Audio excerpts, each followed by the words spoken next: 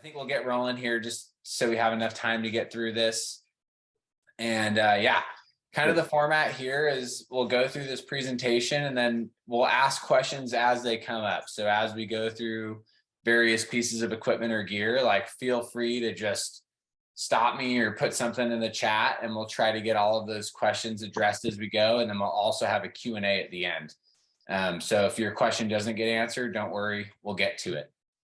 But cool. So thanks for joining us. And yeah, if at any point you need to tap out early, this is being recorded. We'll upload it to our YouTube channel for reference too, if you want to look back at this. But yeah, essentially, we're going to go over all the equipment and gear that you might need on your trek to Everest Base Camp. And as most of you know, I was just there this last fall in September, October. So still very fresh in my mind. And I feel like it's good to just get this information out and see it in a concise presentation, because it is a lot and it can be really intimidating to pack for a big international trip. So we're going to go item by item, look at all the different things, and then answer any questions that you might have, because there's probably a lot of them. So kind of order of operations, how we'll break this down. We'll talk about clothing first, because that's arguably the most important thing to get figured out, followed by footwear, which is also extremely important. Make sure you have that figured out. And then we'll talk about different types of equipment, electronics, toiletries, backpacks, all of the other ins and outs that you might need. And then we'll definitely leave some time for additional Q&A relevant to gear or anything with the trek that you might have. So just want to start off with just like a general picture of all of the gear that I had when I went to Everest Base Camp, plus all of the gear that I brought to climb Island Peak. So not all of this stuff I needed on the trek. In fact, there are a few things in this that I ended up not bringing with me on the trek at all, and I left in Kathmandu based on the gear check that we had with our guides in Kathmandu. But the one thing I really wanted to highlight here is ultralight sacks. I partnered with them with Outdoor Adventure Training. They make awesome, sustainable, ultralight backpacks that are super durable, really awesome stuff. They're handmade in Oregon by this guy named Luke. He's super, super cool. I know Ujwal recently got a backpack and a duffel bag. If you scan this QR code, it'll take you to their website and use this coupon code, the MBEL-10, and you can get 10% off with all of their products. They also not only make backpacks and duffel bags, but also ultralight dry sacks and stuff sacks and just really good stuff. Highly recommend it. And I used it for 30 plus days in Nepal, and I still use it all the time now that I'm back home. So really excellent equipment, and just like shouting them out. Yeah. I got the duffel bag and the backpack. They're really good. I'm happy with them. Have you done any training hikes with them yet, Ujwal? I took one up Diablo, the backpack, but I haven't taken the duffel bag anywhere. But the backpack I took up Diablo. Yeah. Cool. Yeah, I think their pack is super comfortable. It kind of has like a vest style fit, and it's a roll top, so it's really easy access. There's a hydration pouch. I mean, it's got everything you need in a pack. And you know, sometimes packs can be over-engineered. I think they're really simple, effective, lightweight, amazing. I was really happy with mine. But really just wanted to show this picture to kind of highlight, like, it's a lot of stuff that you need to bring, you know, minus the climbing equipment. You probably won't need a heavy sleeping bag or a sleeping pad. That was extras for Island Peak. I know Ujwal is climbing Labuche. He might need some of those things, but if you're just going to EBC, there are quite a few things on here that you don't need. So Mikey, you got 6 jackets out there. You're right, I do. One of those I actually left behind, but I did actually bring 5 jackets, mostly because of the Island Peak climb too. I wanted more variety, but we'll talk about why I brought 5 jackets for sure. So here's the gear list. Those are all of those items itemized here. The things in red are things that I use for Island Peak, and you don't need the items in red if you're just going to EBC. Some of them are overkill. For example, I didn't need the extra duffel bag if I wasn't doing Island Peak. That had all of my mountaineering equipment, boots, ice axe. You don't need a 0-degree sleeping bag. You don't need an ice axe and a sender if you're going to Everest Base Camp. Is a 0-degree sleeping bag enough? Is 0F enough for climbing, Mikey? Yeah, so we'll definitely talk about that. Or you mean specifically for Lubuche? For sure. Yeah, for Lubuche, exactly. 0 degrees was more than enough. At least at Island Peak Base Camp, and I'm sure it's the same there. They're going to have a thick insulated foam pad for you to sleep on. That's like really comfortable in a tent. And I was plenty warm in my 0-degree bag, and it was cold outside. It was below freezing. It was like in the 20s when we started our climb, and I was plenty warm with my 0-degree bag. I ended up not even using my Thermarest sleeping pad because they had one provided. And yeah, sounds good. Plus I had my sleeping bag liner, and I had my down quilt with me. I didn't need it. But with my puppy jackets, like I was plenty warm, and I think you would be fine with a 0-degree bag. All right. Yeah, I have a 0F. Okay. Perfect. Cool. So essentially we're going to go through each of these items in categories as we go through this presentation, and we'll kind of hash out any questions that come up, and we'll start with base layers and kind of work through clothing, and then get into equipment and electronics and all of that stuff. So any questions so far about this list? I know this looks intimidating, but we'll get through it all, I promise. Cool. Alrighty. So starting off, we're going to kind of start from the inside out.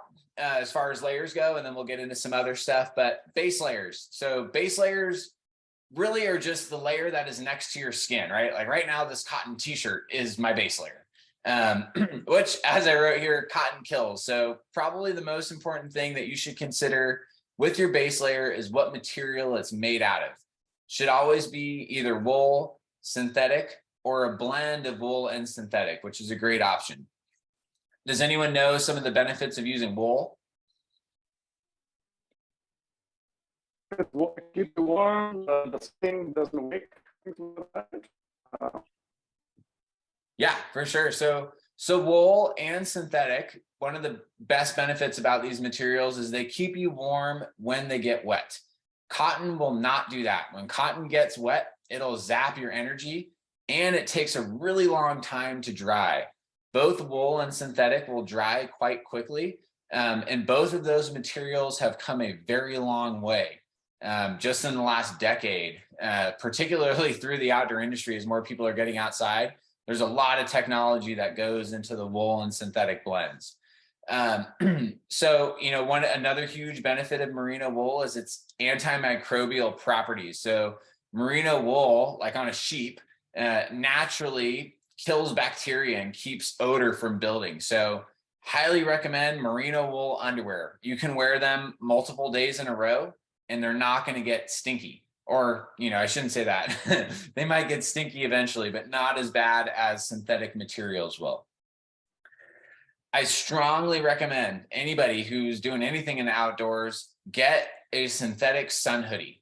Outdoor Research makes a great one. Patagonia, Black Diamond, Arc'teryx, any outdoor brand. REI has their own sun hoodies. They're awesome. They're super lightweight synthetic materials. They wick moisture.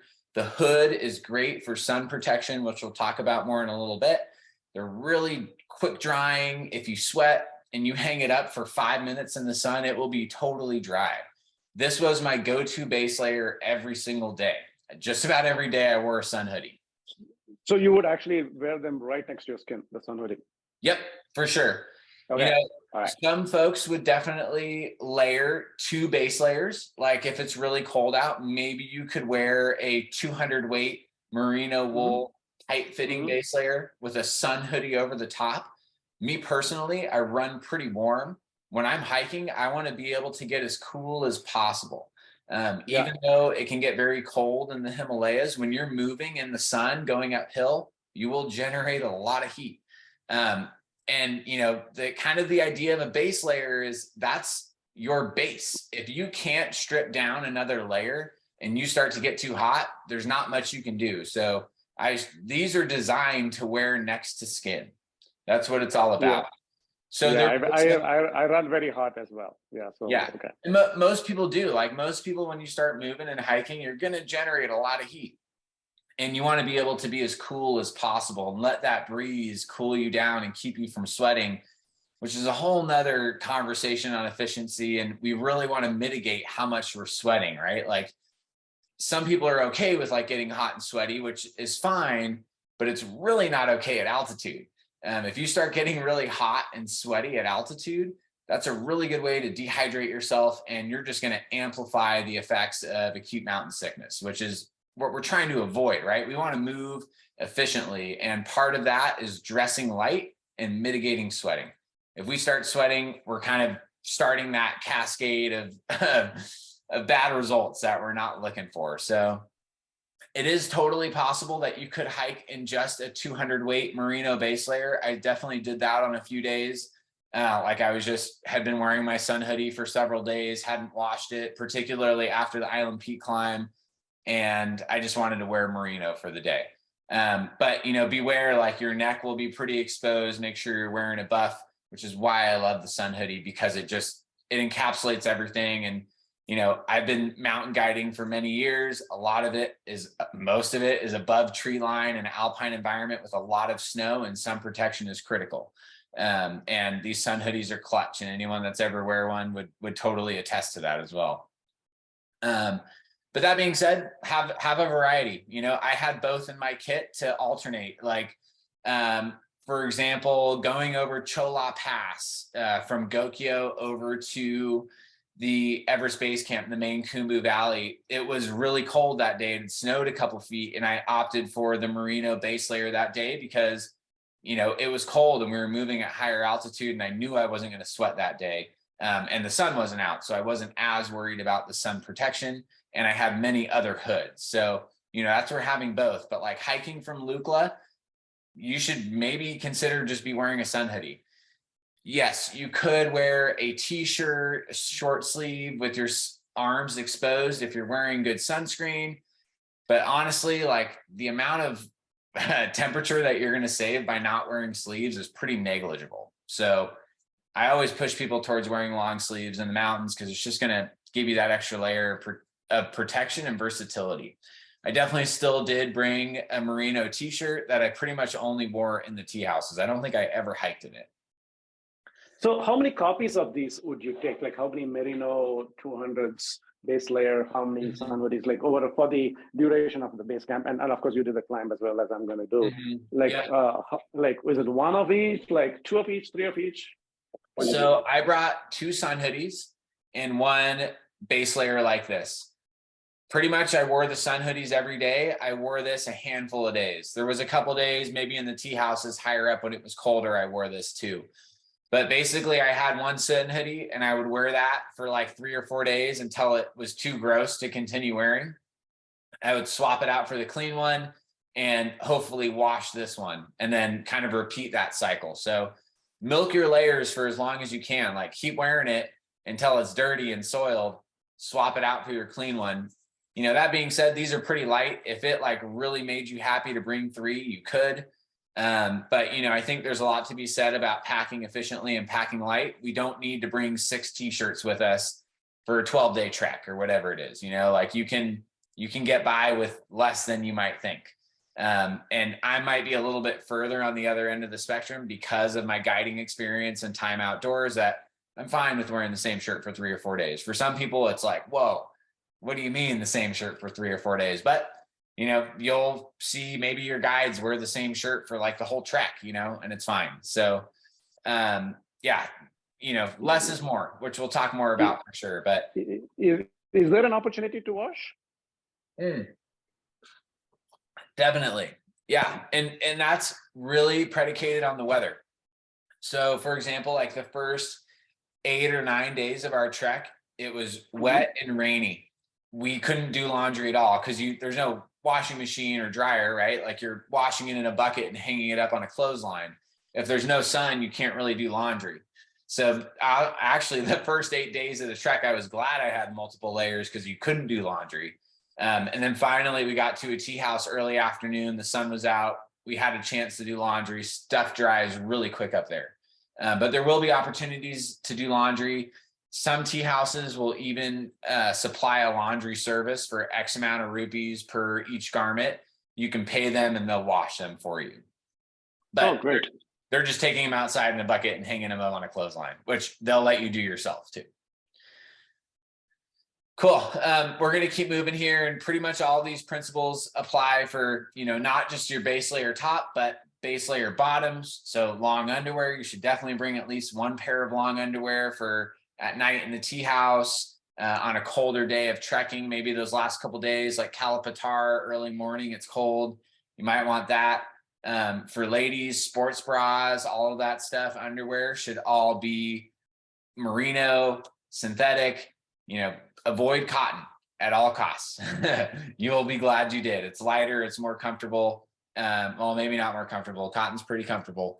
But as far as being in the mountains, you will be more comfortable in the long run with the wool synthetic blends. Cool. So moving out from the base layer, next we have our mid layer. Okay. And the mid layer, there's a ton of variety and diversity with the mid layer. This is something that will keep you warm, but is not your biggest, warmest insulative layer. This is something that you could probably hike in when it's cold out and be hot, but be warm and comfortable, but not overheat. It's really a part of this bigger layering system, which we'll talk more about as we get to the rest of these. But you have your base layer, you have your mid layer, you're going to have some shell jackets, you're going to have a big puffy jacket, right? It's all part of this system where we can alternate between different layers depending on the conditions, depending on the pace, depending on the weather, right? We want to be able to we want to adapt. Just as the weather gives us new stimulus, we want to be able to adapt to that stimulus by putting on different layers at different times. So when Gary said, oh, you brought 5 layers, yeah, I had a lightweight mid layer, I had a heavier mid layer, I had a big puffy jacket, I had a Gore-Tex jacket. It adds up quickly, but you really probably should have at least 3, maybe even 4 or 5 different jackets to cover all your bases when it comes to being comfortable out there, because you really don't know what the weather's going to do on your trek. It rained a lot on us the first few days, and I was glad I had my kit of layers to choose from. And the reality of it is, like, bringing 1 extra layer, it's negligible for your porter to carry or for you to stuff it in your backpack. Most of the days I had 2 or 3 layers in my pack and still had more than enough room to carry whatever other stuff I wanted, or just to keep my pack light. So a few options for this is some sort of a fleece. The Patagonia R1 is a classic example of a mid layer. This has that waffle-like material. It's soft next to skin. It allows the wind to come through, but it still does trap quite a bit of heat. So it keeps you pretty warm. So hiking in that synthetic sun hoodie plus a R1 is a great way to go if it's like maybe 30 to 40 degrees and you're moving at a moderate pace, right? Their micro puff is also a mid layer. So a lot of these, and I was recently talking to Gary about this, like the Mountain Hardwear Ghost Whisperer, or these kind of micro lightweight puffy jackets that are really popular right now because they're super light, and their weight to warmth ratio is great, meaning they don't weigh that much, but they keep you super warm. But it should not be the heaviest layer in your kit, right? Arc'teryx also makes it. Their Atom LT, that's a great jacket. I have that jacket. It's probably my favorite jacket of all time. I can wear it like almost any day of the year and be pretty comfortable. But we need to have diversity. And with the mid layer, don't think of this as your big puffy warm layer. It's not. It's really something that is going to add a little bit of heat on top of your base layer that you could walk with. Or if it's not that cold outside, you don't quite need your big puffy, you can just throw on your mid layer. This is something that you'll probably want to have with you in your backpack pretty much at all times, because temperatures can swing pretty quickly out there. So it's good to have that variety. Any questions about mid layers? Does that make sense, that it's not your heaviest jacket, but it's something that supplies a little bit of insulation? Yeah, Mikey. So Gary, go ahead. Go ahead, Gary. Go ahead, Gary. So did you hike with the base layer and the mid layer most of the days, to EBC? No, most of the days I hiked with my base layer and a soft shell jacket, which we'll get to in a minute. That's like one of the last pieces of clothing, and we'll talk about why that is. But I had my mid layer. I definitely hiked in my mid layer, not as often as I hiked in my soft shell though. And we'll talk more about why, mostly because it's more breathable and more functional for hiking uphill. The mid layer was more, I'm hiking in my soft shell. We get to a tea house. The sun is out. It's still kind of chilly. I want a little bit of extra warmth while I'm drinking tea and eating soup, right? It's not, you certainly could hike like over Chola Pass. I was hiking in my mid layer. When it was cold and rainy, I had my mid layer under my Gore-Tex jacket, right? To add that little bit of insulation that I needed, because Gore-Tex next to your base layer, cold temps and rain or snow might not be enough to keep you warm, but that mid layer gives you just that little bit of insulation, where your big puffy jacket, which we'll get to in a minute, would be way too hot and you would almost certainly start sweating. These are more breathable, they're lightweight, they're easy to pack, and even like just using it on this trek is great, but you will find many applications for it in day-to-day life as well. Is there another question about the mid layer? No, I think I covered it. I just wanted to know the amount of fleece that, I have fairly thin mid layers, but they are certainly enough to keep me warm, at least on Shasta and things like that. So if they're warm enough for that, I'm wondering whether they're warm enough for TBC and beyond. Probably. Mid layers are pretty versatile in that sense. I would stay away from like the big, heavy, bulky fleeces though. Those take up a lot of space and they're pretty hot. It should be pretty thin, pretty breathable, but still pretty warm, right? Look for that good warmth to weight ratio. Got it. So the hard shell jacket, this is also a part of your entire kit, right? Everyone needs to have one of these. There's no way around this. This is like a critical component. I'm really glad I had a Gore-Tex jacket with me on the trek. It rained and snowed a lot on us, right? The purpose of the Gore-Tex jacket is that it's waterproof. It's going to keep you dry. That being said, there really is no such thing as waterproof. And yeah, I always joke that, Gore-Tex is this like really fancy, breathable, waterproof equipment. And really it's just slightly more breathable than a plastic bag. It's not that breathable. It will keep you dry. But that being said, at some point, Gore-Tex will fail. Even the best, burliest Gore-Tex Pro 3-layer $700 shell, you stand in the rain long enough, it's gonna seep through the seams. So if your Gore-Tex shell gets wet after hiking for 6 hours in the rain and it fails, it doesn't mean that it's a bad jacket. That's just the reality of science. Like, it's gonna fail at some point. So that being said, you can hike for hours in a Gore-Tex shell and stay pretty dry. The downside of Gore-Tex is that it can get very hot and sweaty really quick. You get that clammy feeling because even though it's breathable, like I said, it's just a little bit more breathable than wearing a poncho or a plastic bag. It's hard for that vapor to escape our body. All that perspiration that we're building up needs to leave our body. It's hard in the Gore-Tex shell because it's just, its main purpose is to keep water out, not to let water out. So if you do get a Gore-Tex shell, if you're looking for one, you don't already have one, really look for one that has ventilation. Okay, so this is usually in the form of pit zips down the side or some side vents, or in the case of the Marmot pant, a long full zip down the side. Some of them have leg vents on the inner thigh. It's really key to have that ventilation, because if you're moving, if you're walking, it's raining and you're generating heat, you don't want to sweat in the rain. It's pretty uncomfortable. You're going to want to vent the best that you can, but still stay dry. So that's usually in the form of pit zips, side vents, something like that. These are also, of course, windproof, and yeah, they're really durable. They'll hold up to abrasion or anything like that. But the con of that is they're pretty inflexible.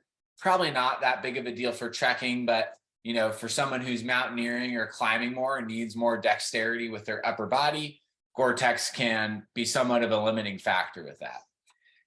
The other thing I wanted to mention here is and this was personal choice, and I went into this with this decision, I did not bring rain pants. And, you know, like my dad did, and he never wore them, even though we were hiking in the rain pretty often. And you might think like, well, how is that possible? Well, it goes back to this whole breathability thing here. Wearing Gore-Tex waterproof pants gets really, really hot. And chances are you're not just wearing that with your briefs underneath. You never really want Gore-Tex next to skin. You're going to have either long underwear or your hiking pants underneath. Can be really uncomfortable if you're walking for a long period of time. Certainly a good thing to have if you find yourself in a situation where you're sitting in the rain or standing in the rain for a long period of time. But the reality of it is, trekking in the Himalayas, you're never that far from the next tea house. Even if you're walking for an hour or two in the rain and the tops, your thighs get a little bit wet, you go in, there's going to be a fire, you're going to dry off and warm up probably pretty quickly. And that was my rationale with not bringing hard shell pants. Been guiding for a long time on the mountain, and very infrequently do I wear hard shell pants. And really in the Himalayas, especially once you get a little higher up, it's pretty dry. Even when it does rain, it tends to evaporate pretty quickly.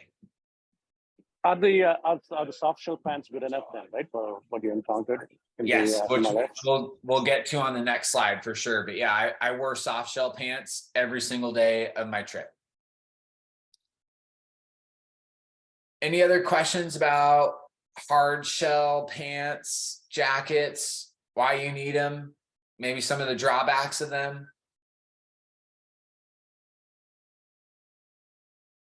Cool. Sweet. Yeah, it's pretty self-explanatory. You need one, but you know, be careful. So the soft shell is really where it's at these days. And this is like this new era of outdoor clothing, is this breathable, stretchy, water resistant, and windproof material. So water resistant means it's going to help keep water out. It's not necessarily going to keep you dry indefinitely. You know, with most soft shell jackets, like in a good rainstorm, an hour or so, it's going to get soaked through and you're going to get wet. But that being said, I have both of these soft shell jackets, the Black Diamond Alpine Start hoodie and the Outdoor Research Feroce hoodie.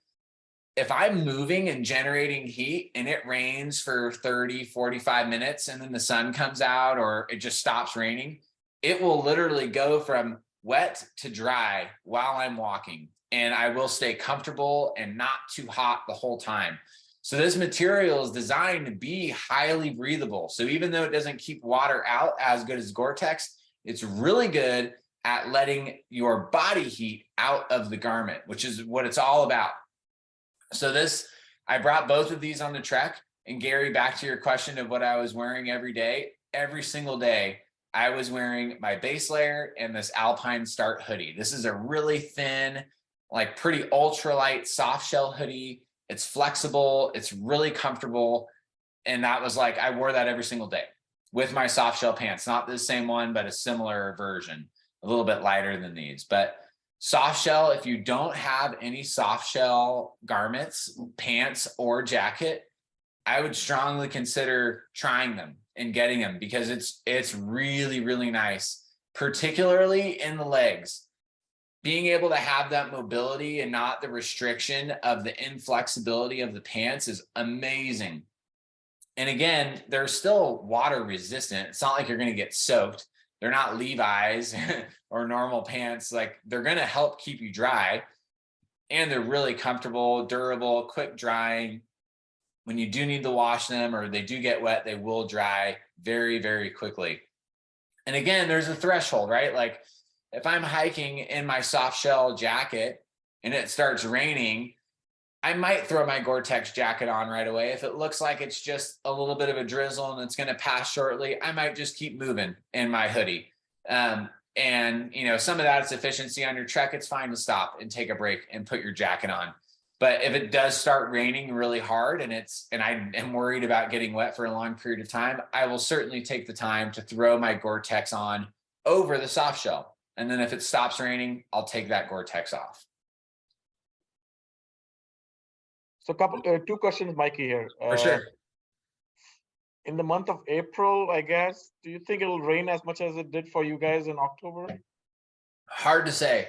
We started our trek a little bit on the early side, late September, and our guide said it was one of the wettest times they'd seen it for that day. Like it was persistent it was like the first 7 or 8 days straight. We pretty much had clouds and like we'd get a glimpse here or there of sun, but it was like rain and snow every day. And it really wasn't until day 15 or 16 of our trek where it was like sunny the rest of the trip. And that was unusual, usually by early October, it's like sunny every day. And in the springtime, I think it's less persistent. Like you might get a few storms here or there, but I don't think it's going to be day in and day out for days on end.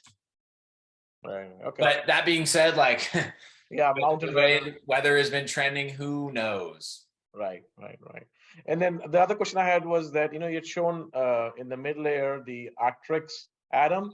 Isn't that looks like a soft shell as well? I mean, would it be close to that or not really? I have the Arcturix atom. It's really nice. Yeah, I have a RAB, similar RAB. RAB has made a duplicate of that exactly atom, and I have that one. So I'm thinking maybe that qualifies for a soft shell. I don't know. It's not. If it has any insulative value to it, if it has any loft, any fill, right? Like the synthetic, or let's go back to these mid layers here. These are like the micro puff is filled with like it's called spirofill. It's like a synthetic polyester, like mock down, right? This is a fleece. This has that same spirofill, faux down that helps trap heat. You don't want that in your shell jacket. For your soft shell, there's no insulation. It's just a thin synthetic material that has no insulative value, right? Just like this rain jacket is just a shell. It is not insulated. And that is really, really key. It's not a snow jacket that you're going to go skiing at the ski resort in. Those are, Gore-Tex with some fill to keep you warm. You do not want that. We're going to get that fill from our puffy layer, which is the next slide.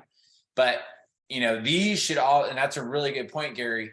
You don't want any insulation because you will get way too hot really quickly. And for anyone who's ever gone hiking, if you're wearing a layer when you start, almost guaranteed in the first 5 or 10 minutes, you're going to want to take that thing off because you're going to get hot, which right. is why we have the thing. Yeah. Be bold. Start cold, right? Yep. Be bold, start cold. Don't start with that layer. Don't get to the point where you're like, oh, geez, I'm overheating. I'm hot. I got to take this off. It goes back to efficiency, right? Take that jacket off. Like start cold because you're going to warm up. And there's a threshold there, right? Like you're not going to walk out in a snowstorm in your base layer and say, let's go. Sometimes, I say that, but then I was like, well, actually I do that quite often. If I'm going backcountry skiing and I'm going to go fast, I might actually elect to start in a snowstorm in a base layer. It's all situational. But yes, great point, Gary. Make sure that all of these are not insulated is really, really critical. Go as light as you can with these layers because we're going to get all of our warmth from our big puffy down jacket. Okay. So this is where all of your heat is coming from. We need a big down parka. It gets cold up there. Not just at 7,000, 17,000, but by the time you get to Namche up, you're going to want this thing every night, just about. Walking from your room to the dining hall, even sitting in the tea house. Sometimes it takes a little bit for that dung fire to get going. You might need a little extra warmth from your jacket. I would highly recommend investing in a warm down hooded jacket. Okay. And I know, so Gary and I talked about this recently, the fill power, right? Most jackets of this caliber are somewhere between 700 and 800 fill down. And that's kind of what this graphic down here is. So how they measure the loft of down and the fill of down is in this big warehouse, they have this giant fan and they take a big, giant, like dumpster sized bucket of feathers and they dump them in front of the fan. And the lighter the feather, the further that feather will go. So essentially, like this would be your 800-900 plus, and the heavier feathers fall down in like the 500 or 600 fill. So all the number means is the quality of the feather. It doesn't mean how warm the jacket is, okay? 800 fill is not necessarily warmer than 700 fill. What makes the jacket warmer is the loft, okay? So if it's a really lightweight 800 fill jacket, it really doesn't mean much. What matters is how thick that down puffy jacket is from your skin. The loft is what creates the heat. Just like your sleeping bag, right? The more lofty and bigger and poofy it is, the warmer it's going to keep you. Those small nano puff jackets, or even like that Ghost Whisperer, it's a great jacket. It's amazing, but it is not your warm, big, puffy parka jacket that you could sit in sub-zero temperatures and feel pretty comfortable in. That's what these are for. You need the loft, okay? Like I have an old North Face down jacket that's 700 fill. It's heavy. It probably weighs like 3 or 4 pounds, but it is the warmest jacket I've ever had because it's so puffy. It's like the Michelin Man kind of jacket, right? Those big puffy jackets are really where it's at to keep you warm. Just like Everest climbers in their down suits. Those things are super, super puffy. They're not really thin 800 fill. They might be 800 fill, but there's a lot of fill to it, creating all of that loft. And don't let that loft scare you. Down is really compressible and easily packed. A lot of these jackets can fit into their own pocket or their own hood, making them really, really packable. And with that, yeah, just, you know, if there's one piece of equipment to really invest in and get a good one, it's a down parka, because, and I've seen it all the time, and I may be hypersensitive to it because of how often I've seen it on Mount Shasta, but people get cold. And once you're cold, it really sucks. And it's hard to warm back up. And having that big warm jacket when you are cold will make or break your trip a lot of the time. So, you know, if you don't have a good quality puffy, this is something to get for sure. I know that's a lot of info. Does that all make sense though, about loft versus fill power? Yeah. Yeah, I actually didn't know that. I always thought 700, 800, the more the higher the number was warmer. Yeah, it's a pretty common misconception. And really, this number, all it means is the quality of the feather and how light it is. But that's why I wrote warmth comes from loft, not the weight of the feather, right? This is the weight of the feather. It's not the loft of the feather. The loftier the jacket, the more feathers. Think of it this way, like the more feathers there are, the warmer it's going to be. Not necessarily how nice that one little feather is. We want a lot of those feathers to be warm. Right. So would you recommend a down jacket versus a synthetic jacket? It's a good question. Yeah. You know, the benefit of synthetic is if it gets wet, it's still going to keep you warm. But the downside is that it's heavier, it's bulkier. It's not as warm as down. Nothing comes close to nature's greatest gift of down, you know, like all this, and synthetic has come a long way, but so is down. Now they usually treat the down and make it hydrophobic. I have a down jacket that's waterproof on the shoulders and hood. So if it does get wet, the down still works. So down is definitely warmer. It is more expensive, but it is packable, and it has come a long way in technology. Going to the Himalayas though, once you get above like 15,000 feet, let's say, it's not going to get wet. And that's when you want it the most. It's so dry up there. Everyone's wearing down parkas, down jackets. It really is the way. The synthetic parka is good if you know you're going to be in a cold, wet environment like British Columbia or Alaska, somewhere like that where there's really high humidity. You're not going to have that once you get up into the Alpine in the Himalayas. It's pretty dry up there. Does that all make sense? Makes sense. Thank you. Cool. Sweet. We'll keep rolling along here. Make sure we got time to get through all this. So tea house clothes. This is something that's pretty nice. And this is definitely more on like the comfort side of things, but pretty much everything we've talked to up until now is like your trekking clothes, right? Things that you're moving in and you're hiking in. And it's really nice at the end of the day, whether you get a shower or not, is to take all your trekking clothes off and put on your tea house clothes. When you're trekking, you're going to be sweating. You're going to be walking through donkey shit and yak shit and all kinds of nasty stuff. You want to get that stuff off of you and stay in your clean clothes. For me, this is pretty much everything you see here. I had a beanie, a pair of nice sweats, and a merino wool t-shirt. And I wore that just about every day. And it stayed pretty clean because I was never hiking in it. And I kept this stuff in its own designated dry bag or a stuff sack to keep it separate from the rest of the stuff that was in my duffel that the porter was carrying, to keep it clean. I'd also highly recommend having a couple pairs of sacred socks. Okay. That's like a term used in the outdoor industry all the time. Is these are your socks that like you want to keep clean and dry, because when you're done trekking at the end of the day, if your feet are cold, you want a nice, clean, dry pair of socks that you know are going to be there. So bringing an extra pair of socks that are like warmer, fuzzier, that you don't necessarily want to hike in, but you're excited to put on at the end of a long day, keep those with your tea house kit, right? And you could bring a t-shirt, you could bring a long sleeve shirt. I even brought a pair of shorts. Lower down, I wore shorts at night sometimes when it wasn't too cold. But yeah, a warm pair of sweats, a beanie, t-shirt, you know, these are comfort clothes. Like each person's different for me. I wear shorts, or I wear sweats and a t-shirt all the time at home. So that was comfortable for me. Do what's comfortable for you. And this is something that you can, like, you know, you could wear cotton if you wanted here. I personally don't. I don't own a ton of cotton stuff. I went with synthetic and wool stuff, but you could if you wanted.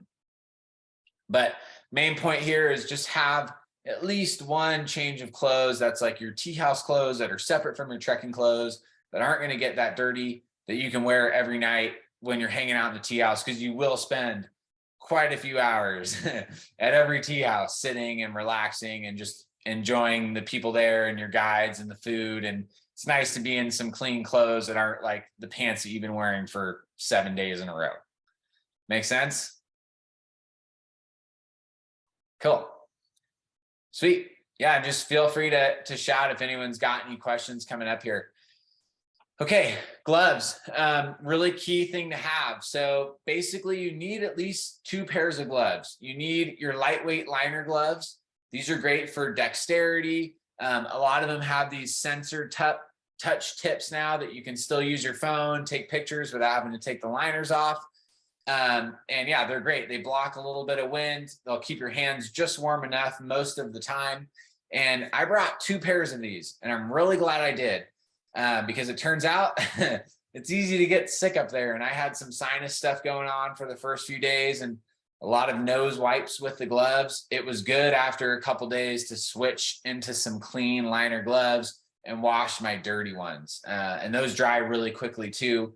Most of these are just a synthetic. They do make them in merino too. Also, they're not the most durable things on the market. So if you do have a pair fail on you, it's not the end of the world to have an extra one.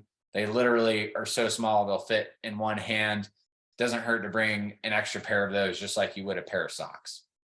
And in addition to your liner glove, you're definitely going to want a warm insulated glove. This is particularly important if you're going over a pass of any kind. If you're not, still nice to have in your kit. If your hands get cold, similar to the puffy jacket, you don't want that to happen. You want to have those big, heavy gloves to keep your fingers warm. For me, this came in a pair of mittens, not these exact ones, but similar ones that I could actually wear my liner gloves inside of the mitten. And if I needed to take my mitten off to tie my shoe or take a picture, it was really easy to take that off, still have my liner on, my hand was still protected. Then I could put my mitten back on. You could certainly wear gloves too. Mittens for me with trekking made a lot of sense because you're just holding your poles. It's not like you're doing anything technical. You're not climbing. You're not necessarily holding an ice axe. You could do all of those things with mittens. It's just not as easy. But you could totally wear gloves. Gore-Tex is great in case it is raining to keep your hands dry. But this can look so very different from person to person, brand to brand. There's a million options out there. I'd recommend just trying some on, feel what fits the best on your hand, and practice with that. And really, it's not a super critical item. you could get a pretty cheap pair at Sports Basement or Big Five. That's like, just some knockoff brand insulated gloves would be more than enough. How many pairs? Like two? One is enough? Two, three? So I brought 2 pair of liner gloves and 1 pair of insulated gloves. I actually had 2 or 3 pairs of insulated gloves. I had my 8,000 meter mitts for Island Peak, which I'm really glad I have, which I can send you a link as well to those gloves that I got. They're amazing. Okay. And then I had like a leather insulated work glove for lower down on the mountain. But as far as the trek goes, 2 liners, 1 warm insulated glove, you're fine. With the exception of if you're climbing a 6,000 meter peak, you should have a very warm glove. Get like every brand, like the North Face, Patagonia. I don't know if Patagonia still makes gloves, but the North Face, Arc'teryx, Outdoor Research, Black Diamond, they all have like their cream of the crop 8,000 meter glove or mitten. That's the glove that you want for Island Peak. Once you're going above 6,000 meters, it's good to have the insulating layers and pieces of equipment that are designed for the tallest peaks in the world, because it can get very cold at 20,000 feet. Okay, thank you. Yep. Cool, moving along here. Face and eye protection. This is a pretty critical thing. You can tell by my face here, I'm like totally as covered up, like no skin exposure at all, except for maybe a little bit on the bridge of my nose, which I had sunscreen there. But really, this kind of goes back to the whole kit, right? Just like with all the layering systems. And another reason why I'm a fan of a big fan of the sun hoodie. Buffs are essential. You need to have a buff. I brought 2 because similar to the gloves, they get gross. They're like over your nose and your mouth, and you're breathing and coughing and sneezing. It's nice to have a clean one to change into. These can be merino wool, they can be synthetic, they can be a blend. I personally had an icebreaker merino wool buff that I love. It's really breathable. It doesn't get that stinky. It was really comfortable. Good for wind protection, sun protection, dust protection. I wore my buff trekking every single day from Lukla round trip because the dust is bad. And that's like where the Kumbu cough comes from, right? It's breathing in all that dust. Your main goal really should be to not get sick, because that's probably the #1 thing that's going to keep you from getting to base camp. Do everything you can. And for me, it was like, wow, I'm going to wear a buff, because I know that if I'm breathing in all that dust all the time, it's a really good way to get a respiratory infection and just get that dry hack going, which I definitely did not want. So I wore a buff every single day. So are those one of the thin buffs or the thick buffs? Like the super thin, like the thinnest, just like the base layer, right? Really, really thin. Because you want this breathable. You're breathing into this, and it takes some practice with working with the glasses so you don't get the fog going. Usually pull it up and then double it back down a little bit, and that's enough to get the airflow going down so it doesn't go right back up into your lenses. But yeah, super thin. You really don't need a thick, heavy balaclava, like a ski mask. That's really pretty unnecessary. You're not going to be getting blasted by 50-mile-an-hour winds or anything. You're not climbing Mount Everest. A thin buff will be more than enough, even for an 6,000 meter peak. The other part of this kit here, question? Yeah, got it. Okay. The next part of this kit here, sunglasses. I personally brought a pair of these Jewel Bow shields. I already had a pair from mountaineering so much. They're amazing. But really what you should look for in glasses is dark lenses. It gets really bright, especially when you start getting higher alpine. The atmosphere is thinner. You get more UV penetration. It's reflecting off the glaciers and the snow, and it can be really, really intense. Snow burn is a real thing. Or snow blindness. And it's good to have dark lenses that are close fitting to the face. The close fitting and having these little flaps, that little extra shield there, was important for me too. Dust and wind, I have pretty sensitive eyes, and I knew that. And I wanted to protect my eyes the best that I could. So I was trying to mitigate the dust and the dirt and all that stuff getting in my eyes as well. I remember getting dried out on Shasta because I didn't wear my glasses soon enough. Yep. And it's one of those things that'll creep up on you, right? You're like, oh, it's so nice, I don't need glasses. And then like an hour or two later, you're like, oh my God, you start getting a migraine, and you really don't want that. Definitely have a good pair of glasses. This is something too that I brought 2 sunglasses, because if your sunglasses break or you lose them, you're in a bad position. It's nice to maybe have like your one that's really nice that you're going to wear day in and day out, polarized lenses, whatever. And then maybe have like a cheap knockoff pair in your pack or in your duffel, just in case you lose or break your nice ones. It's good to have extras of the things that are really, really critical, like sunglasses. What about goggles? Yes. Goggles you really don't need, even for Island Peak, and really like the Jewel Bow shields and other versions of Jewel Bows are called Glacier goggles. They're really probably just one small step below a full-on goggle, but you really don't need goggles. It's not going to be like blowing snow, and it's not going to be in a whiteout. And even if it was, these would hold up just fine. But really, any sort of sunglasses, like my dad had a pair of Maui Jims that were like a little more sporty and tighter fitting to the face, and he only went to Everest Base Camp, and that was more than enough for him. That was fine. So yeah, you don't need to like go crazy with these. If you're mountaineering, it's definitely good to have a little bit of extra, but it's totally not going to like make or break your trek if you don't have the nicest glasses on the market. But just make sure it's something that's durable, close fitting to the face, dark lenses, you're good to go. And then of course a hat. I just had a baseball cap like this, really nice for sun protection. I'd highly recommend bringing one. I brought this like kind of sportier cap that's lightweight and similar to the sun hoodie. Like you can almost see through it. It's thin, synthetic. I washed my hat multiple times because sweating in it got pretty gross. That was something I could really easily like go wash in the sink of the bathroom, hang it up outside for 30 minutes, and it was pretty much dry.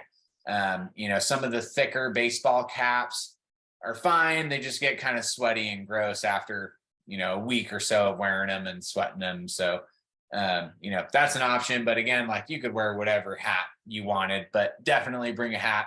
It's a good move. And for you, Ujwal, climbing Labuche, you'd probably want a hat that could work underneath your helmet. That's kind of my go-to situation there to just help with the eyes and just sun protection. Yep. Okay. Quick question: Is the buff same as like similar to a gator?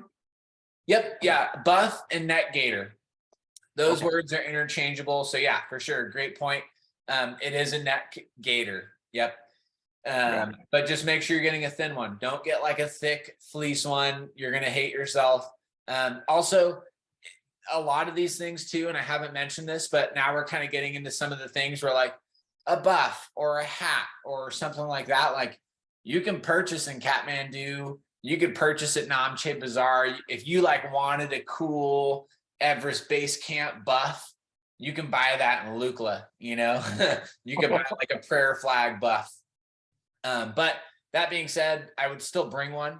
And then if you wanted a second one, maybe buy it there. But they do have some cool options for sure if you wanted something that was like Nepali style, Yeah, definitely get a lot of knockoffs over here. Definitely, yeah. I got my mom a cool big North Face puffy jacket for like $30, and it's like it looks like a $300 down parka, but it's super warm because it's really lofty. It's just like heavy and cheap and like probably really low quality down, but it's really warm because it's so lofty. Cool. Sweet.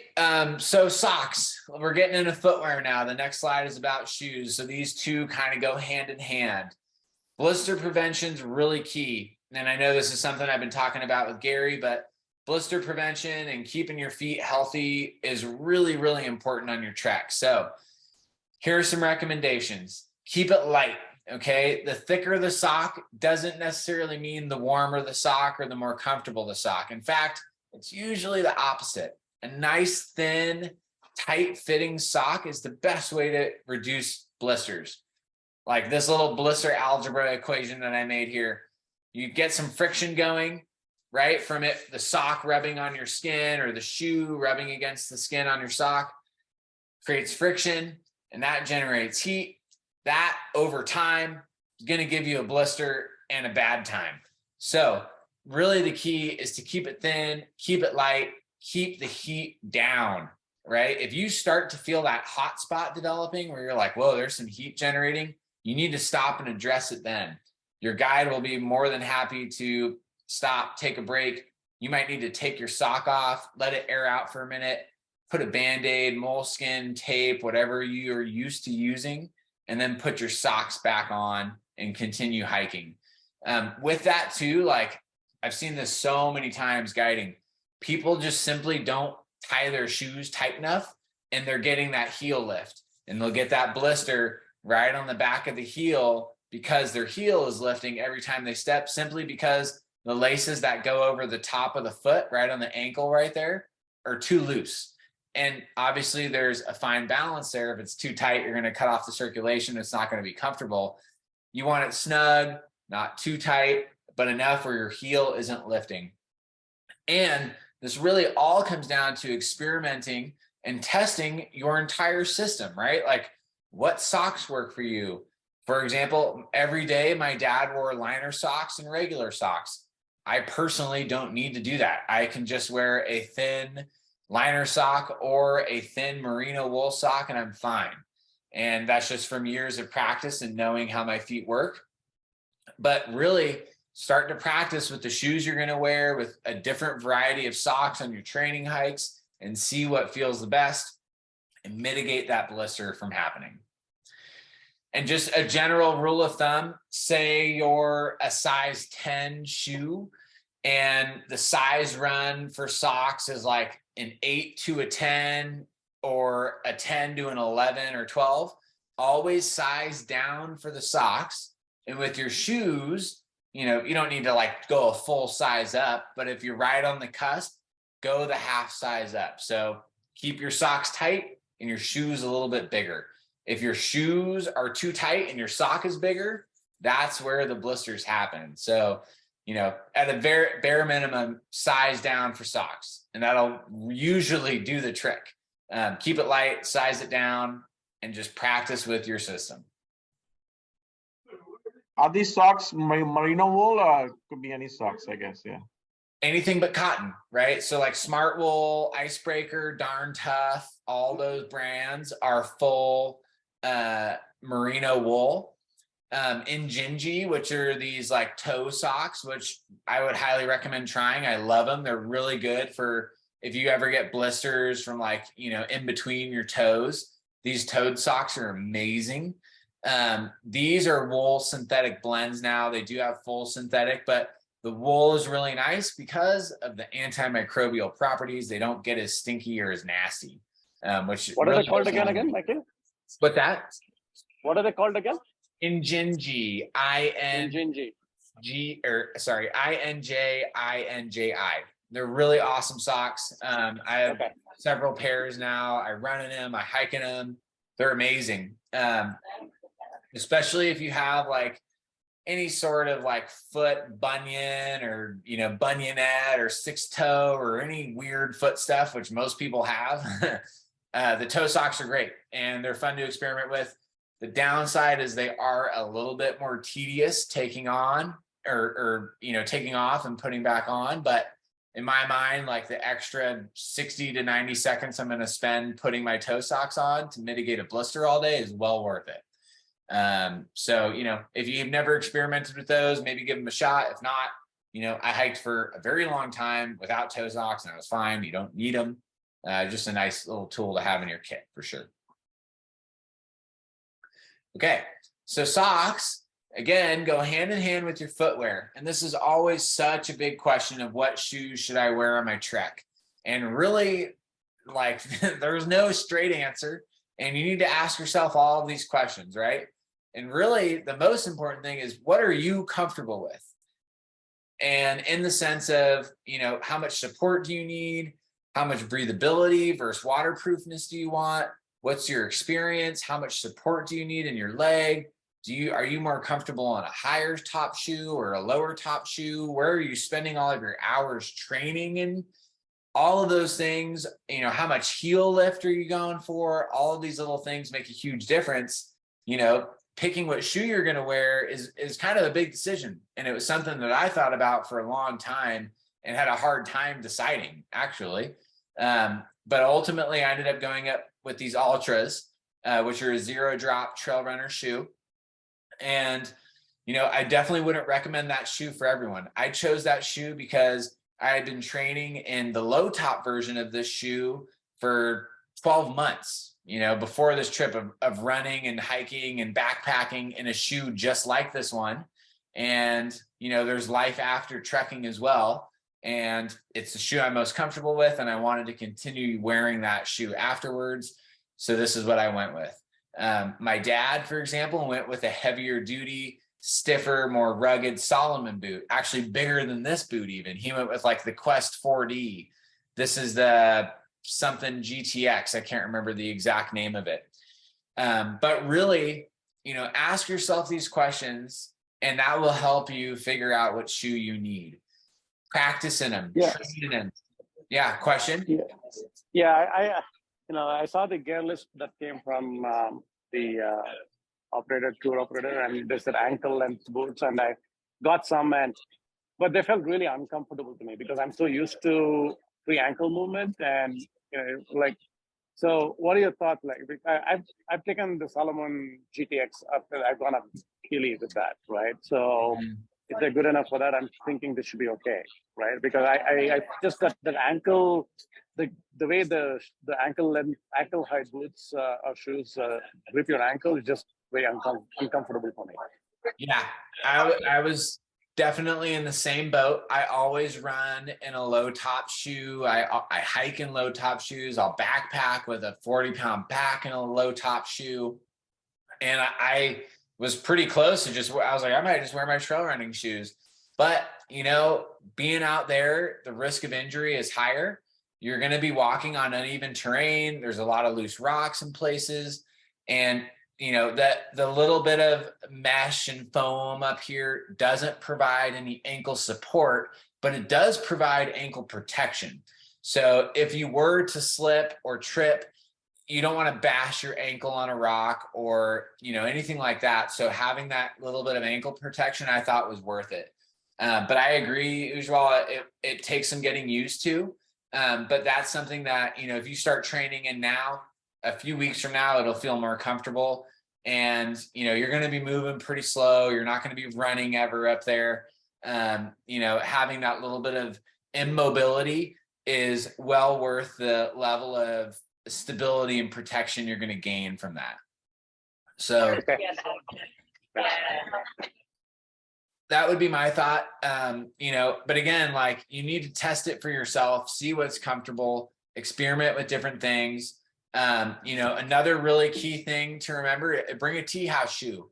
I brought a pair of lightweight sandals just like this, as well as a pair of down booties for what higher up when it was colder and I didn't want my feet necessarily exposed, but a pair of flip-flops, a pair of Chacos, Tevas, something. I'm a big fan of after a long hike to air the feet out. Wear a pair of sandals, keep your feet clean and dry, will go a long way, but not necessary. Like you could bring a pair of down slippers or down booties or anything like that would be fine for a tea house shoe. But it is really nice being able to take these off. They're going to be covered in various types of feces. And I almost always left my trekking shoes right at the entrance of my room or even outside of my room, just to keep everything clean. And that's something to think about when you're out there. It's pretty easy to kind of get contaminated by that kind of stuff. Any opportunities to kind of wash them and dry them out? Yeah, you can. It's harder, there's definitely places to do that, but it was harder to figure that out for sure. And it's not always super necessary, and I was walking in the rain a lot, so they kind of naturally clean themselves at times, but we're going to keep rolling here, team, because we've got another 15 minutes or so. I want to make sure we get through these last few slides and leave a little bit of time for questions. The big question about backpack, I feel like shoes and backpacks are like the number one thing that's always in question of like what you should bring on your trek, and, keep it light. Packs are so different person to person on how they fit. Go to REI, go to your local outdoor store, get fitted by someone who's measuring your spine, making sure the shoulder straps are adjusted to you when it's loaded with weight. Like, don't just buy one off Amazon and hope it works. Go to the store and at a minimum, find out your spine size, which any pack fitter will know how to do that, and get you set up with the right pack for your body. It will change entirely how your pack fits and feels as you're hiking. That 25 to 35 liter range is ideal. If you have a 40 liter pack, it's fine. It's really probably not necessary. You're never going to have 40 liters of stuff on you. Make sure it's hydration compatible, meaning it has a sleeve for a camelback and a hose. It's a really nice thing to have. Pack covers are great, especially when it rains on you, to keep all your stuff in here dry. Like, you're probably going to have, like your passport and some money and electronics and layers. Like, keep a pack cover with you to keep all that stuff dry. And with that too, like things that you really don't want to get wet, keep in a dry sack or a dry box, or a Ziploc bag, or both are all really good ideas. And of course, similar to your footwear and everything else we've talked about, you got to practice with your stuff. Like, get out with your pack on training hikes. Like, get your sweat rubbed into those seams and get comfortable with it. Like, that pack will morph to your body in some ways as you wear it more. And you certainly don't want to arrive at Kathmandu like taking the tags off of your pack at gear check. You definitely want to practice loading your pack with things that you're going to carry day to day on your trek, and go for a 10-mile hike, just like you will in Nepal. And I've talked about this plenty of times in past videos, which you can find on our YouTube channel, but it's really, really important to practice walking with a pack, getting that time on the feet with the pack you're going to be wearing in Nepal. A quick question. The hydration pack was okay at that elevation? It didn't freeze on you or anything like that? So we did have an insulated sleeve, which I was really happy with. The weight difference was negligible. I kind of makeshifted one, and I bought the one from Osprey and cut it up and put tape on it so it fit my pack well. I also had a bite valve cover, which I think should be on the next slide or two. But that was really nice to keep the mouthpiece from getting covered in the same dust that I was trying to avoid breathing in with the buff. It was an extra step to like remove the lid before drinking out of it, but I think it was worth it to keep that thing clean. But yeah, like even on Island Peak, I had the insulated tube and it didn't freeze. And if you are worried about it freezing, even with an insulated tube, which it will freeze if it's not insulated, is start the day with warm water in your camelback. It will make you more likely to drink the water. Your guides can fill up your Nalgene's with warm water or boiling water even, put it in your camelback, and you're good to go for the whole day.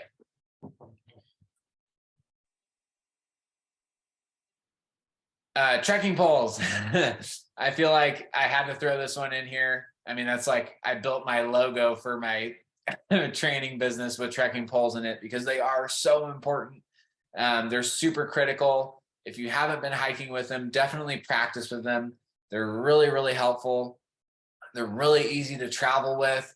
They reduce the pressure on the knees on the downhill. They help you move uphill, but more than anything, they really help with your balance and coordination. They can help mitigate a trip or a slip into a full-fledged fall, right? It's that little bit of extra bracing. And especially at altitude, really nice thing is it keeps your hands a little bit higher up rather than just like hanging by your sides. And that helps with the blood circulation. If anyone's ever hiked without trekking poles, you know that like your hands can kind of get pooled with blood. It's really nice to keep that circulation moving. Definitely bring a pair of trekking poles. I had a 3-piece pole similar to this one. It's good to go lightweight. Be careful going too lightweight, because if they break, then you're kind of, SOL. So I try to go find the middle road there of like, you don't want the ultralight, fast pack, ultra running trekking pole that's like carbon fiber and will snap if you look at it wrong. But you also don't want like the super heavy fixed pole. So most of them though, like the aluminum ones, are plenty light and very durable and work great. But definitely bring a pair of trekking poles. They're really, really clutch and super helpful.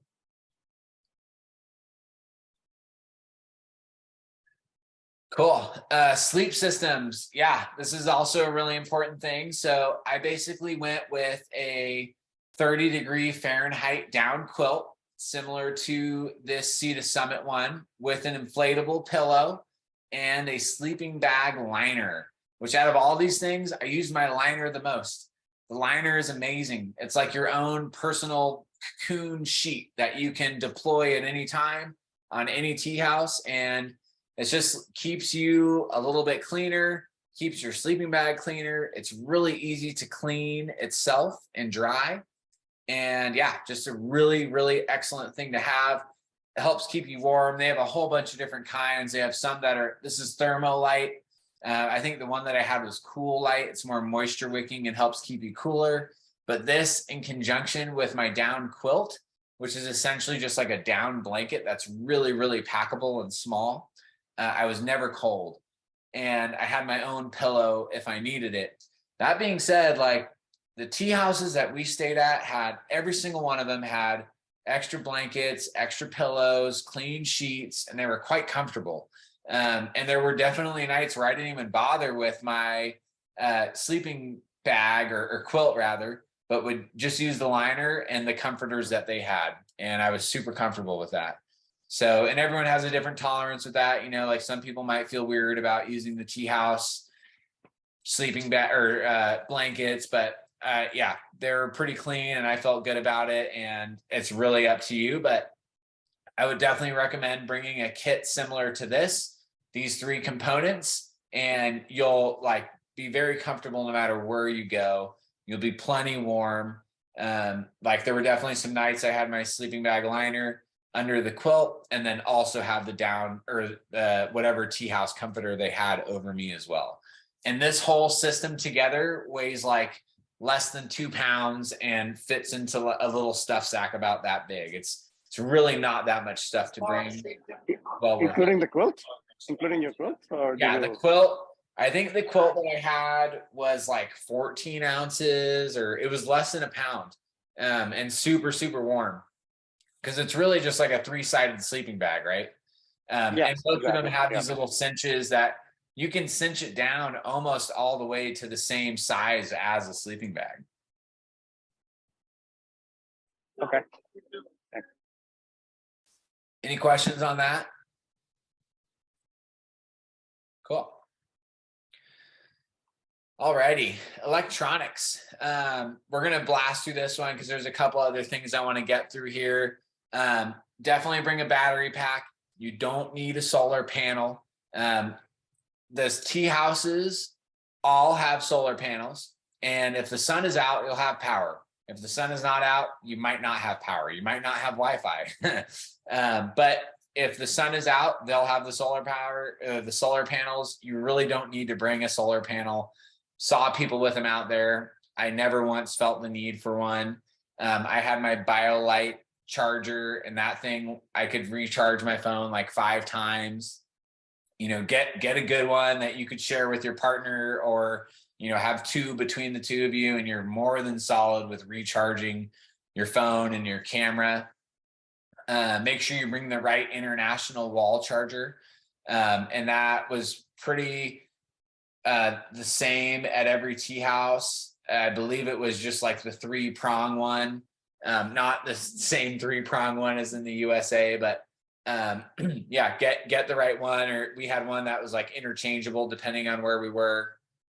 The Garmin InReach is a really excellent tool. If you're spending a lot of time outside, I definitely recommend getting one of these. You can, if the Wi-Fi is out and you want to talk to a loved one back home and just send them a message that you're okay, you can do that with satellite service, as long as you have clear sky, or just a clear shot at the sky. There could be clouds, but yeah, you can send a message anywhere in the world with that thing. Bring a nice headlamp, really nice, just getting to and from the tea house, or like, early in the morning, Kalapatar, or definitely usual for Labuche. Make sure you bring a good, I love the rechargeable headlamps now. It kind of gets away from the whole alkaline battery thing, and definitely the way to go. I brought a GoPro. Great to bring a nice little camera if you're not satisfied with your iPhone pictures. Yeah, electronics, this is something some people can go kind of overboard with. Again, like, keep it simple. You're going on this like pretty rugged expedition style trip. It's okay to not be on your phone every day out there. It's okay to not have Wi-Fi. There were definitely some upset folks when the power was out and there was no Wi-Fi, and it's like, what can you do? Like, you're out in the middle of the Himalayas. Like, it's okay to be disconnected for a couple days. Everyone knows where you are. You're going to be okay.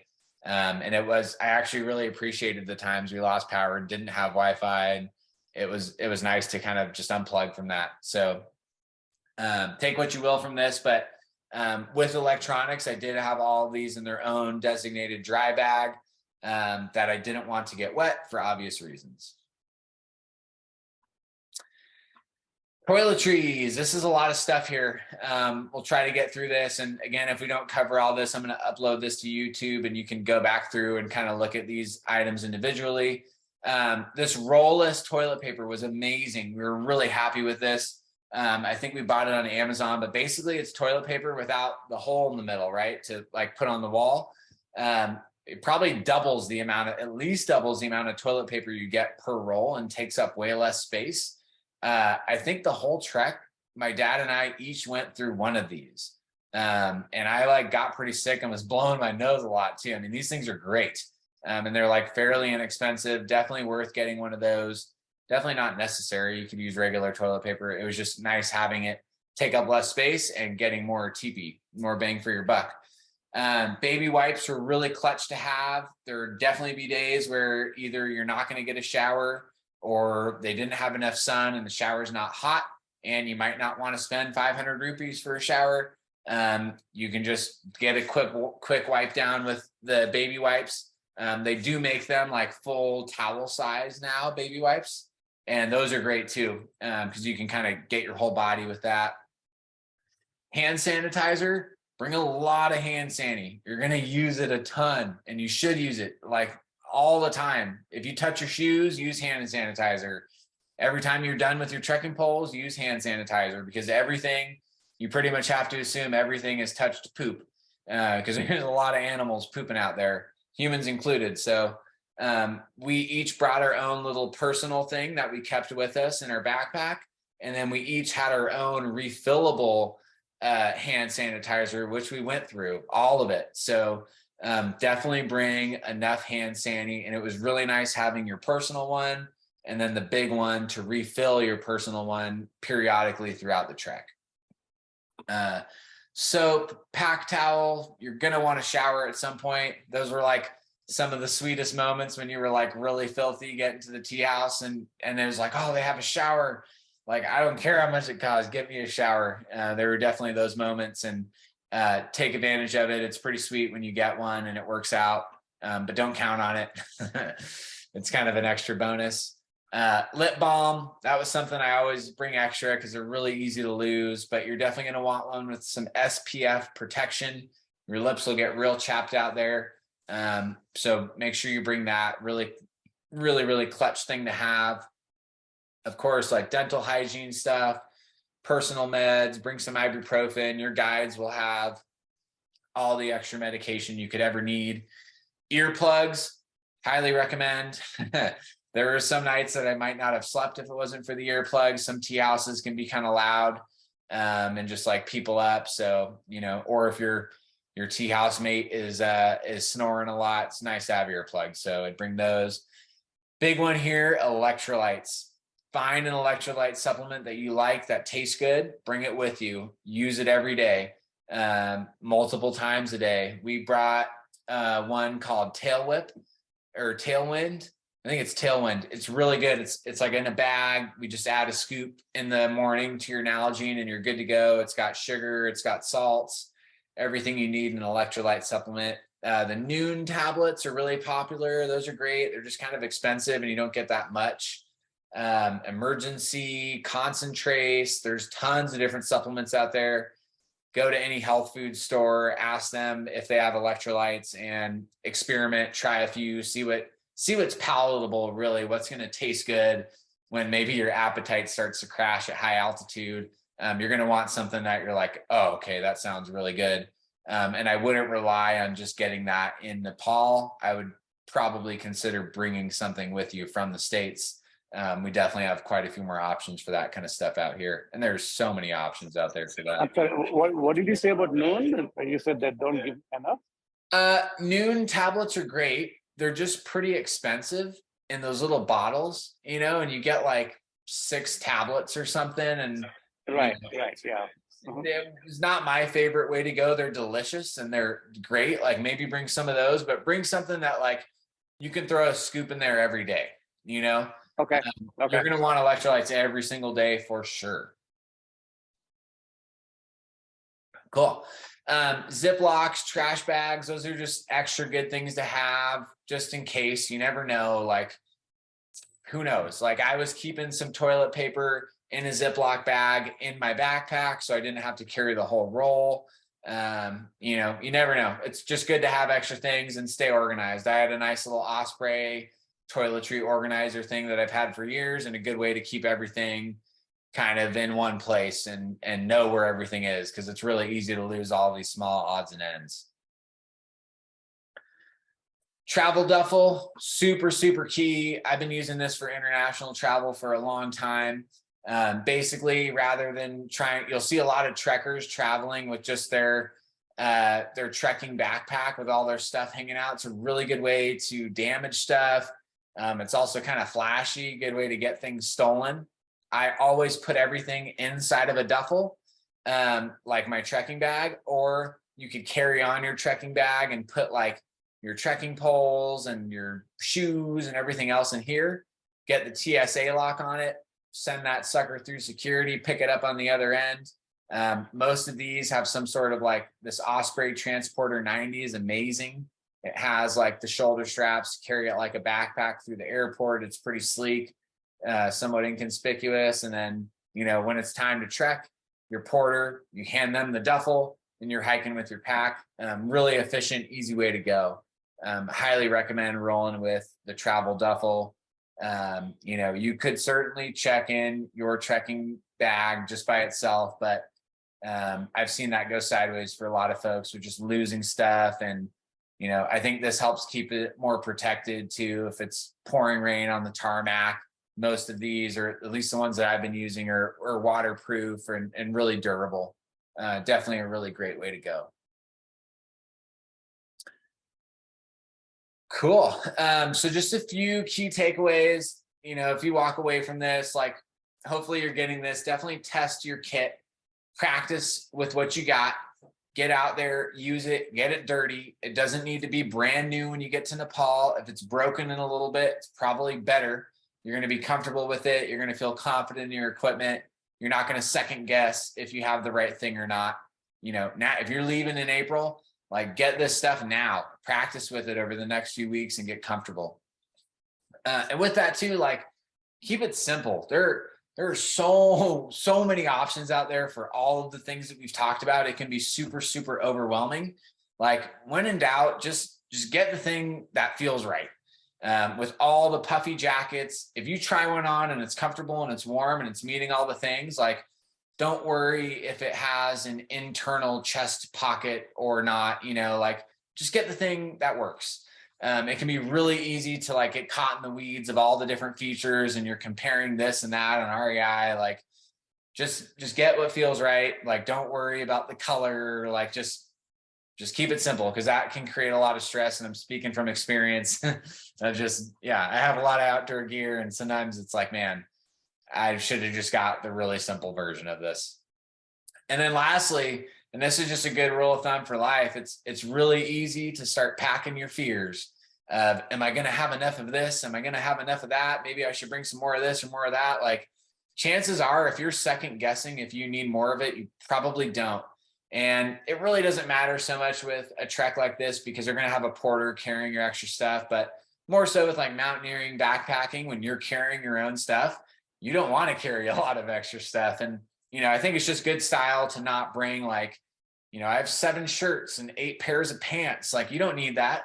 You're going to be fine with 2 pairs of pants. That was like a big eye opener for my dad, because he was like, well, how many pants are you bringing? I was like, 2, like 1 to wear and an extra one that I probably won't even wear. And it like blew his mind. And I remember like halfway through the trek, he's like, oh yeah, I've like been wearing my same pants for X amount of days. And he like couldn't believe it. So it's really easy to, kind of get fearful. But the reality of it is, like, the Khumbu region and really all of Nepal, like, you can find anything and everything you would need for a trek. Like, people show up to Kathmandu with nothing and get completely outfitted for a trek and go trekking, like on a whim. So the fact that you're watching this presentation and gaining this knowledge now, you're going to be fine.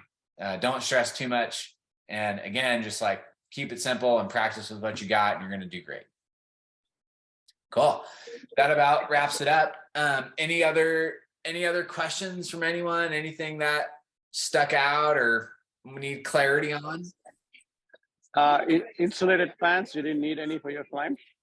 Nope, didn't need insulated pants. I wore a soft shell climbing pant, and same one that I use when I guide Shasta, and I wore a pair of long underwear.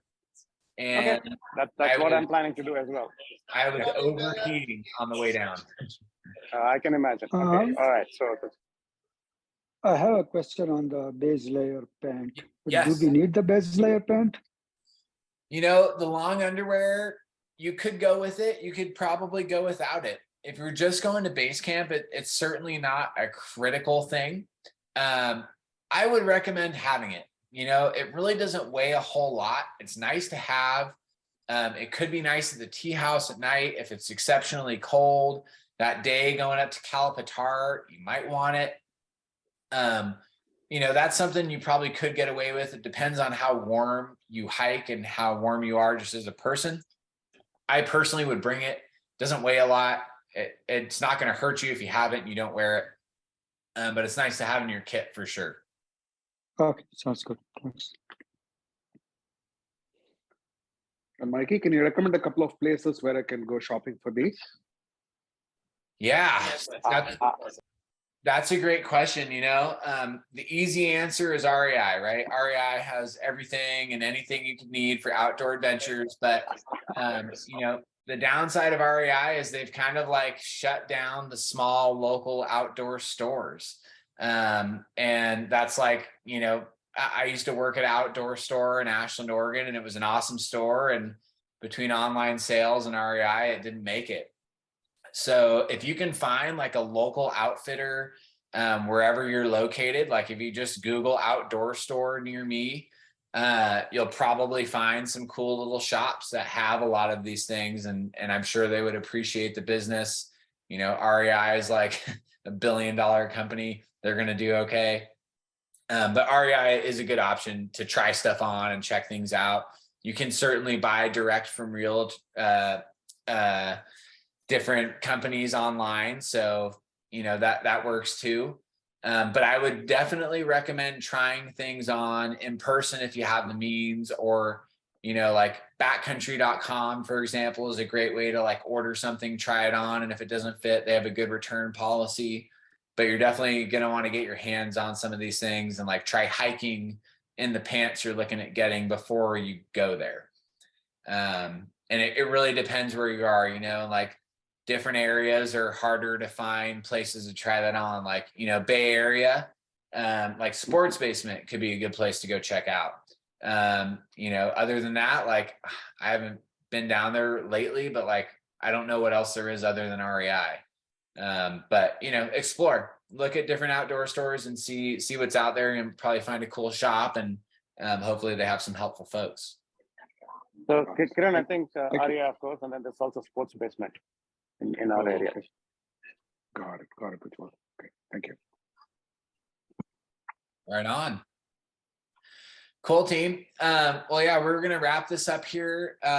Yeah, if you ever have any questions about gear, I love talking gear, so feel free to give me a shout, and I'll get this uploaded to YouTube in the next couple days and have this as a resource for anyone who's going to Everest Base Camp and just fine tune their kit, look through that gear list. I did a pretty good job of making sure I had everything on there, and yeah, best of luck on your base camp trek. And for those of you training with me, it's time to start ramping it up. For sure. Thanks, Mikey. Thanks for the time. Thank you, Mikey. Guys. Really Super appreciate useful. it. Yeah, of course. Have a great Thanks. day. Thanks, All right. Mikey. Bye. Bye. Bye. All right, bye.